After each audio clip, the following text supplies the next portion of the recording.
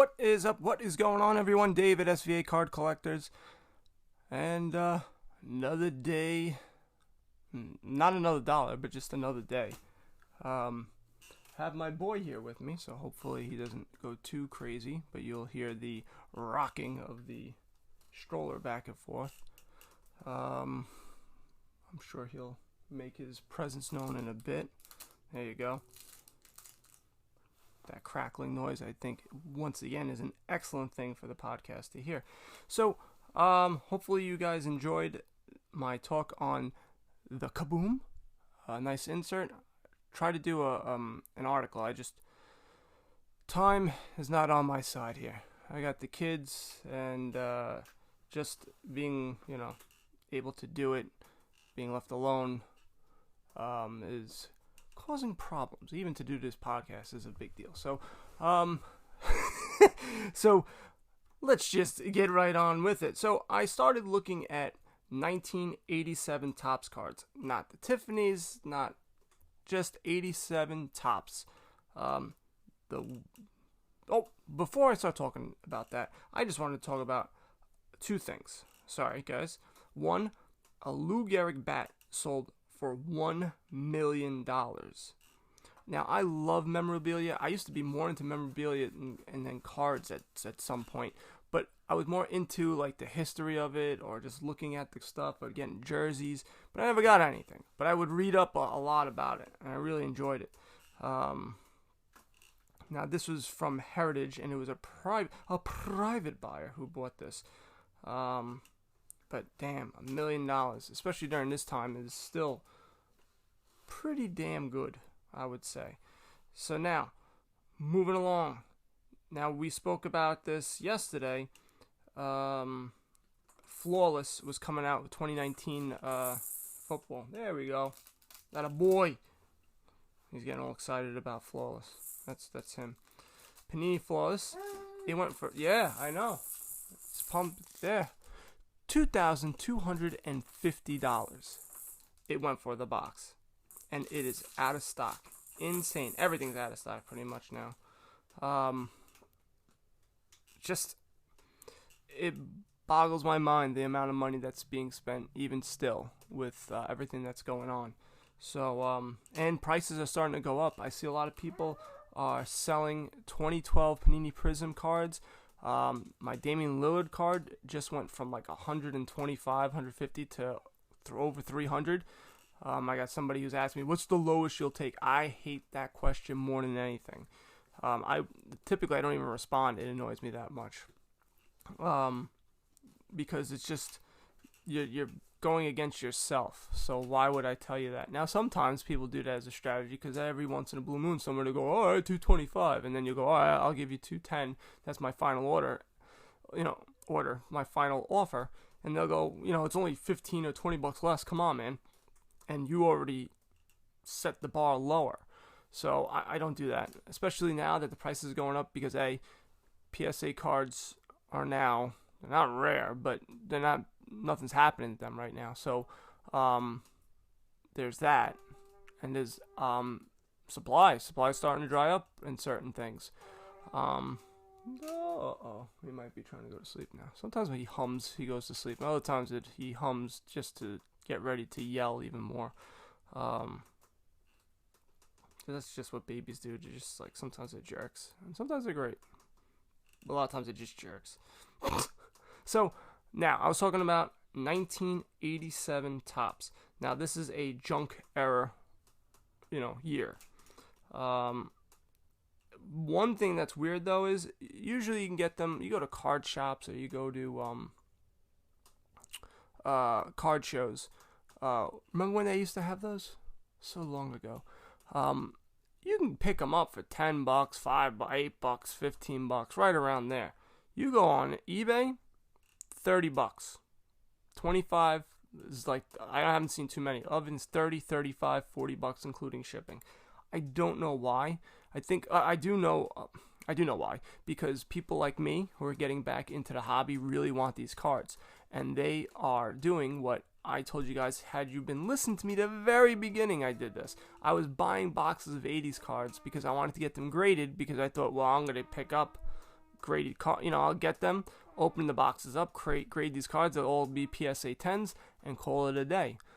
Well, that don't happen, boys and gal. Just doesn't happen like that. The one gal, like I say, hey gal. So it doesn't happen. No matter what, you can open up a whole case of 87 tops. Maybe you'll get 10 cards that are PSA 10. It's just the way it works. Now, there was a 792 card set. This was the first set I remember opening up packs of. This was like what introduced me into collecting cards. I was about 5 or 6, something like that, and I remember these cards. I remember getting them. I was like, wow, I love these cards. That there's a wood grain, just something about it that I really do like. Now, the key cards here is the Barry Bonds first base set card. He was an 86 tops traded, and that's really the one that everyone collects. But this is like his official first, during the base set.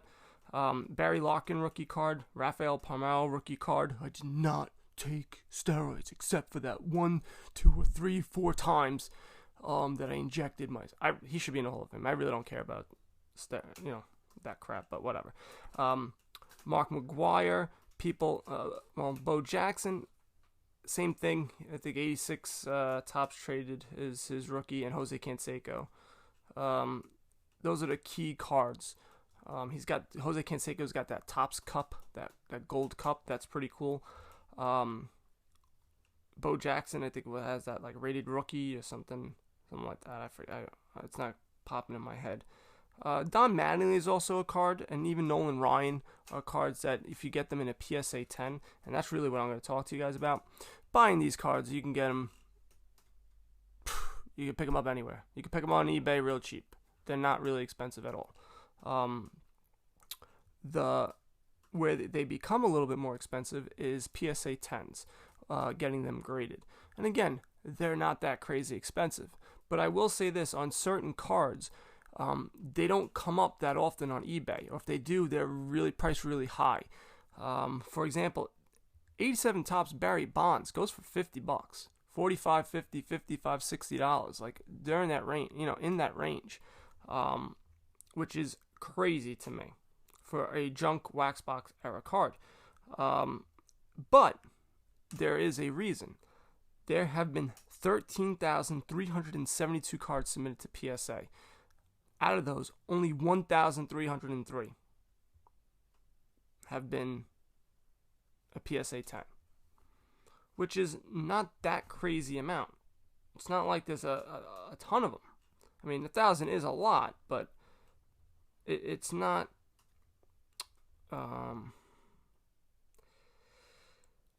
I've seen far, far worse. And I'm going to tell you right now, there's more. For example, Mark McGwire. Mark McGwire has 9,595, and he has 1,048 PSA 10s. Now, his go for around $30. The rest of them go for $30, $35, $40 sometimes.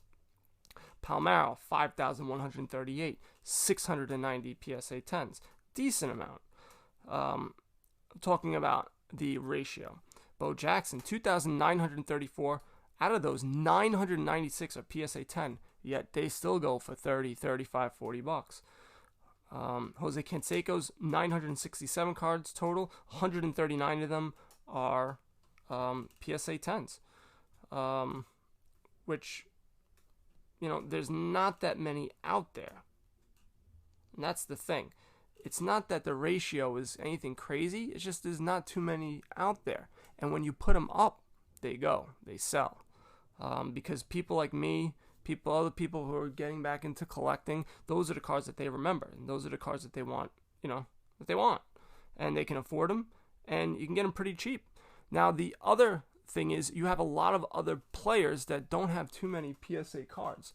There's not too many PSA 10s. I was looking at this one guy, Rich Dempsey. There's only one PSA 10 of him. Now, if you're trying to collect the set and trying to get a PSA 10, good luck. There's one guy. I don't know who has it, but there's one guy that has it. So that may be a route that you want to take. I wouldn't, but the route that you could take is buying a crap load of these cards and getting the ones that are really low, or just buying a ton of Rick Dempsey cards. Look on eBay, see if there's lots. See, I don't know why there would be a Rick Dempsey lot, but just things like that, and try to get a ton of cards, and out of those, pick the best and ship them off to PSA, and maybe you'll hit a home run on the lower pops. But for the most part, I would not agree with this strategy. I would say 99% of the time I wouldn't do this strategy, just because they don't sell for that much. You have Wade Boggs, he might sell for $20, and if you're buying it for $3 or $4 shipped, maybe $1, these cards are like 20 cents. You can buy them at a card show at 20 cents, but if you're buying them on eBay, they're gonna cost a little bit more money because they're gonna, well, maybe not. People do sell them by stamp, plain white envelope, so then it might not be so expensive. ComC is probably a better place to get that. I don't know if they're shipping. I don't think they're shipping anymore right now. But it's to get all those, try to find the best ones, then ship them off to get them graded for PSA 10. And just say you get one, I don't see the return being that crazy. So I would just find them if you can. Look for PSA 10s. Go on forums, go on eBay, go on Facebook. Say, hey man, I'm looking for PSA 10s, the crazy 1987 Topps cards. Look for on PSA. Go to psacards.com. See if anybody's building the set. Go on forums, blowout forums. See if anyone's building this set to try to get it. But it really is, to me, one of the more iconic sets. And I know it's not like it's 80s iconic to me. It's really, I think a lot of people got into collecting sports with that set more than other sets. I know there's 84 Donruss, that's great. 83 Topps is a great set. There's just a bunch of good sets, but 87 Topps is like, to me, it's right up there. Now the Tiffany sets, you can go on cardboardconnection.com and they have like a little blurb about Tiffany's, and they hardly made any of them, like maybe 5,000, 10,000 print runs, and so that's why those are really expensive.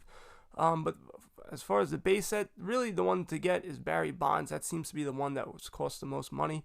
And then there's just like weird off ones, like Bert Blyleven had like 40 or 30 PSA 10s, or cards being graded, and that's probably was like at one point like when he was going into the Hall of Fame or something, people were just trying to buy him up. And I don't know, is he in a, now that I'm thinking about it, is he in the Hall of Fame? I think he is. I think he got in later on. No? I'm going to look it up real quick. Bly. Good luck trying to spell that. Blyleven. Hall of Fame. I think he is. I think he got in. Yeah, he got in. All right. 2013 it says. So maybe that might be one of the reasons, but again, 87 Topps, if you're looking for a set, a relatively inexpensive set that you can get in a PSA 10, all the major cards, that's the one to get, my friends. Let's see, I'm going to look at, the only one I didn't look at was Don Mattingly. PSA 10, and the thing is, yeah, it sucks with this. When you're looking up 80s cards also, always do 87 Topps. When I do it, I go 87 Topps, Don Mattingly, PSA 10, and then I do a subtraction sign, and put Tiffany. Because all the top ones, the ones that go for a lot of money, are Tiffany. So trying to get all those out. Yeah, the regular 66, 67, 55. So Don Mattingly is really good too. And Nolan Ryan's the same thing. He's always pretty high up there. I didn't see the pop for Nolan Ryan or Don Mattingly, but again, they're very similar. They all have the same 32, 30. Yeah. For Nolan Ryan, there's a decent amount that you can get. But again, I love the card. So, all right, I think I've jibber-jabbered enough about this nonsense. SVAcardcollectors.com. Also download the Flick Chat app. And you guys know what to do. Buy some cards and go broke. Later. So I wanted to talk about a new marketplace that's about to hit the sports card scene called StarStock. StarStock is building a sports card marketplace aimed to be faster and cheaper for flipping sports cards than any other platform. This is a ground level moment, and StarStock is currently looking for people who want to be the first to sell their cards at launch of this new platform. They are offering 5% commission, no ingestion fees. You send in your cards, they do all the work and post for you. Cards are guaranteed and secured in a vault. You can choose to ship cards back at any time. They also have a little guy, he stands in front of the vault. Nobody can get in, nobody can get out. I think his name is Pedro. StarStock will be a flipper's paradise. Ooh, a paradise, where you can buy, flip, store, or ship cards with a click of a button. If you are interested in getting involved as a seller, contact Mike at mike@starstock.com.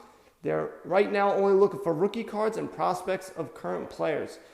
Again, mike@starstock.com, or you can head over to their website, starstock.com. Okay.